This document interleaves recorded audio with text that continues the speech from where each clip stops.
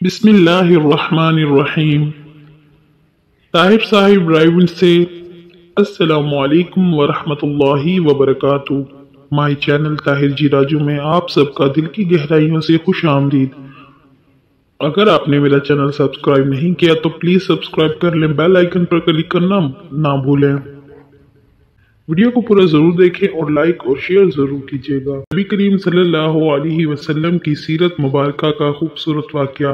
काफिला अभी शहर से थोड़ा पीछे था कि मूसलाधार बारिश शुरू हो गई। ऊंटों पर लदा हुआ सामान तिजारत जो कि खिजूरों और अनाज पर मुश्तमिल था भीगने लगा। बारिश से महफूज जगह पर पहुंचते पहुंचते आधा माल भीग चुका था।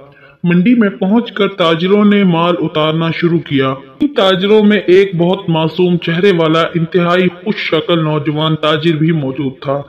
इस नौजवान ताजिर ने जब अपना माल उतारा तो इसको दो हिस्सों में तकसीम कर दिया। खुश्क खिजूरें और खुश्क अनाज एक तरफ रख दिया और भीगी खिजूरें और अनाज अलग करके रख दिया। जब खरीदो फरोख्त शुरू हुई तो नौजवान ताजिर के पास जो खरीदार आता वो इसे भीगे माल का भाव कम बताते जबकि खुश्क माल का भाव पूरा बताते।